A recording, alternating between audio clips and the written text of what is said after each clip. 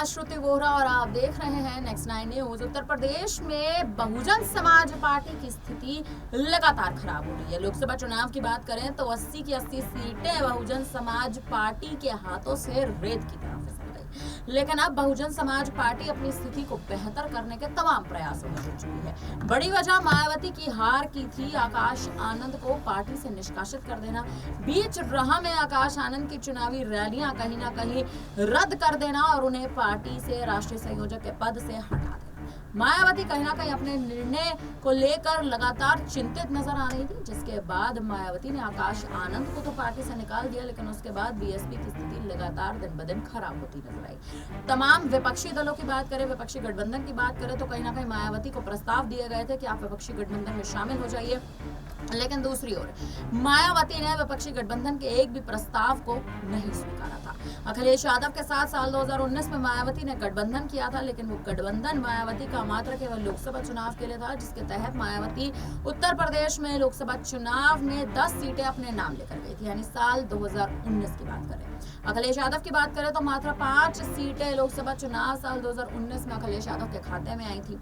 अब इस बात पर लगातार सवाल उठ रहे हैं कि मायावती ने जो इस बार 2024 के लोकसभा चुनाव में अहम निर्णय लिया था अखिलेश यादव के साथ ना गठबंधन करने का और आकाश आनंद को पार्टी से निष्कासित कर देने का, यह निर्णय मायावती पर भारी पड़ते नजर आया। अब आकाश आनंद की मायावती ने एक बार फिर से वापसी करा ली है। उपचुनाव के लिए आकाश आनंद को पार्टी में राष्ट्रीय संयोजक का पद एक बार फिर से सौंप दिया गया है, उत्तराधिकारी बना दिया गया है। लेकिन मुद्दा अब इस बात पर लगातार उठ रहा है कि अगर आकाश आनंद आने वाले समय में कोई ऐसा बयान एक बार फिर भारतीय जनता पार्टी के खिलाफ में देते नजर आते हैं तो आखिर कैसे मायावती आकाश आनंद पर कहीं ना कहीं सवाल उठाती और एक्शन लेती नजर आएंगी।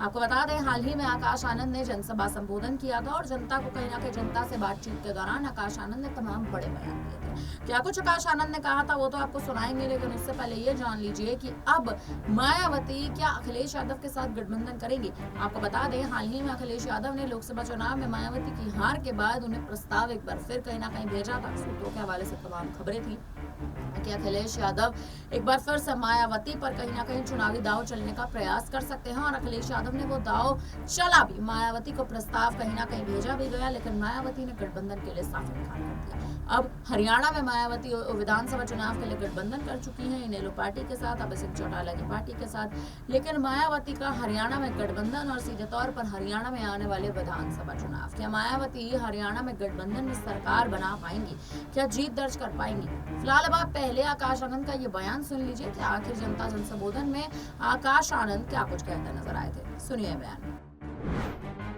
कि यहाँ पर जब आप अभय जी को मुख्यमंत्री बनाएंगे तो वो भी उसी दिल और तमन्ना से आप लोगों के लिए काम करेंगे। साथियों, अगर हम 10 साल का रिकॉर्ड उठाएं भाजपा का, तो यहाँ पर रोजगार के नाम पर आज भी 40% युवा बेरोजगार घूम रहा है। इतना काम किया है बीजेपी ने कि यहाँ पे 40% युवा बेरोजगार घूम रहा है। और ऐसा नहीं कि ये लोग रोजगार नहीं दे सकते हमारे युवा बच्चों को। आज अगर आप सरकारी रिकॉर्ड उठाएं तो आज भी 2 लाख से ज्यादा सरकारी पद खाली पड़े हैं।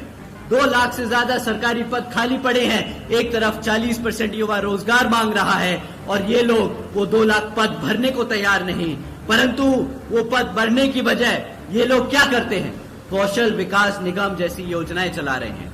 पक्की नौकरियों देने की बजाय ये कॉन्ट्रैक्चुअल यानी अस्थायी नौकरियां भरने की कोशिश कर रहे हैं, जिसके तहत जो पक्की नौकरियों में आरक्षण मिलने की व्यवस्था तय की गई है वो आप लोगों को ना मिल सके, उस पद पे ये लोग चल रहे हैं, उस रास्ते ये लोग चल रहे हैं ताकि आपको आपके आरक्षण से दूर कर सके। साथियों, एक तरफ भाजपा की सरकार ऐसे काम कर रही है और दूसरी तरफ हमारे लोगों को गरीब बनाकर, कमजोर बनाकर हमारे लोगों को अंदर से खोखला कर रही है, तो दूसरी तरफ कांग्रेस और भाजपा, कांग्रेस की सरकार भाजपा को इन महत्वपूर्ण मुद्दों पर ना घेरकर उनका एक तरीके से साथ दे रही है। साथियों, तो ये दोनों पार्टियां एक ही सिक्के के 2 पहलू हैं। एक तरफ डंडा मारता है तो दूसरी तरफ ताली बजाता है और पिसता है हमारा किसान, हमारा दलित, हमारा पिछड़ा वर्ग। साथियों, समय आ गया है कि ऐसी सरकार को अब आप जड़ से उखाड़ फेंक हमारे अभय सिंह चौटाला जी को सत्ता में बिठाकर अपना भविष्य सुरक्षित करने का। साथियों, दूसरी तरफ, एक तरफ तो ये लोग हैं और दूसरी तरफ आदरणीय बहन कुमारी मायावती जी ने 5 साल में 90,000 से ज्यादा शिक्षकों को रोजगार देने का काम किया था। 1 लाख से अधिक सफाई कर्मचारियों को रोजगार देने का काम किया। 2 लाख से अधिक पुलिस फोर्स में भर्ती की और यही नहीं, 30 लाख से अधिक अपर कास्ट समाज के कमजोर वर्गों के लोगों को सरकारी नौकरियों देने का काम किया। साथियों, यही नहीं बल्कि बहन जी के शासनकाल के दौरान बसपा की सरकार ने कृषि एवं संबंधित कार्यों में मिनिमम वेज को 55 रुपए से बढ़ाकर 100 रुपए प्रतिदिन किया था और हमारे पिछड़े वर्ग की क्रीमी लेयर की वार्षिक आय को 3 लाख रुपए से बढ़ाकर 5 लाख रुपए करने का काम किया। और यही नहीं बल्कि हमारे गन्ना खरीदी के दाम भी रातों रात दुगने कर दिए गए थे। साथियों, बहन जी के मॉडल ऑफ गवर्नेंस के तहत चलकर ही बसपा की सरकार ने प्रदेश के सभी समाज के लोगों को अपने पैरों पर खड़ा कर एक स्वाभिमान से जीने का अधिकार दिलाया था। जिस तरीके से यहाँ पर अभय सिंह चौटाला जी मुख्यमंत्री बनकर आप सभी वर्गों के लोगों का पूरा ध्यान रखकर आपको स्वाभिमान से जीने का अधिकार दिलाएंगे। साथियों, बात महंगाई की करें तो इनकी सिर्फ एक ही स्कीम आप लोगों के सामने रखना चाहूंगा। भाजपा की सरकार के चलते हुए आज ये लोग बोलते हैं कि हमने मुफ्त में राशन देने का काम किया है। तो साथियों, आज वो कहते हैं कि वो 80 करोड़ से ज्यादा जनता को मुफ्त में राशन देने का काम करेंगे। केंद्र और हरियाणा की भाजपा सरकार बड़े चौड़कर बोलती है, अरे मित्रों, आज बीजेपी की सरकार 80 करोड़ से ज्यादा देशवासियों को मुफ्त में राशन देने का काम कर रही है। परंतु ये नहीं समझ आता इन लोगों को कि अगर 80 करोड़ से ज्यादा लोगों को आप मुफ्त में राशन देने का काम कर रहे हो तो मतलब आपने उन 80 करोड़ की जनता को गरीबी में धकेलने का काम किया है। परंतु साथियों, अगर ये लोग अपना वादा पूरा करते जो 2014 में किया था कि 2 करोड़ सालाना नौकरी देने का, तो इन्हें शायद ये मुफ्त में राशन देना नहीं पड़ता। ये तो बात दूर, मुफ्त में राशन देकर ये जो टैक्स पेयर्स का साल का 2 लाख करोड़ रुपया इस राशन पे खर्चने वाले हैं, वो भी आप लोगों की जेब से निकलने वाला है। साथियों, वो भी आपकी जेब से निकलने वाला है। एक तरफ ये लोग आपको टैक्स के माध्यम से चूसते हैं, दूसरी तरफ वो टैक्स का पैसा राशन पे उड़ाते हैं। अगर ये पैसा रोजगार जनरेट करने में करते तो साथियों, आज यहाँ पर 2 लाख पद भरने के साथ साथ ये यहाँ पर 20 लाख रोजगार भी दे सकते थे। परंतु इन्होंने वो काम कुछ नहीं किए। इन्होंने बस आप लोगों का ध्यान भटकाने के लिए मुफ्त में राशन देने का काम किया है। साथियों, इन्हीं कुछ जरूरी बातों के साथ मैं आप सभी से, इन्हीं कुछ जरूरी बातों के साथ आप सभी लोगों से मेरी व खासकर आदरणीय बहन कुमारी मायावती जी की ये विशेष अपील है कि इस विधानसभा आम चुनाव में आप सभी लोग हर मोर्चे पर सावधान रहें। आपका वोट बहुत कीमती है। आपका कोई वोट खरीद ना पाए, आपका वोट कोई लूट ना पाए, आपका वोट पढ़ने से रह ना जाए।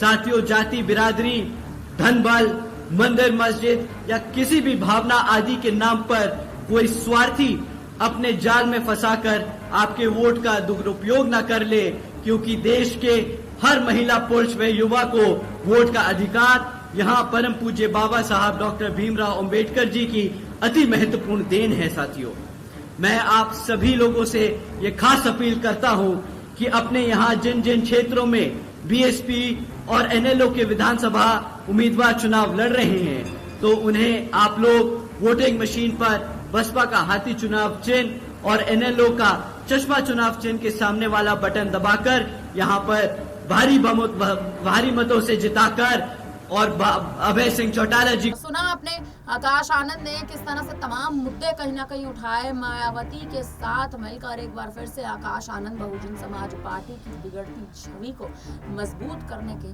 तमाम बड़े प्रयास कर रहे हैं। लेकिन अब आने वाले समय में आकाश आनंद अगर कोई भी ऐसा बयान देते हैं जो बयान कहीं ना कहीं राजनीति में लाभ ना पहुंचाकर मायावती की स्थिति को और खराब कर देता है, तो मायावती क्या एक्शन लेती नजर आएंगी, इस पर लगातार जद्दोजहद तेज मानी जा रही है। चंद्रशेखर आजाद को भी मायावती आने वाले समय में बड़ा मौका दे सकती हैं। लेकिन वहीं दूसरी ओर देखा जाए तो आजाद मौका लेने के लिए साफ तौर पर इनकार कर चुके हैं कि चंद्रशेखर आजाद अब किसी भी अन्य दल के साथ गठबंधन नहीं करना चाहते। किसी दल के साथ आजाद तो नहीं जाएंगे, लेकिन क्या चंद्रशेखर आजाद मायावती की बिगड़ती स्थिति को देखकर उनके साथ हाथ मिलाएंगे या नहीं, ये अहम सवाल है और ये दिलचस्प मुद्दा बन चुका है।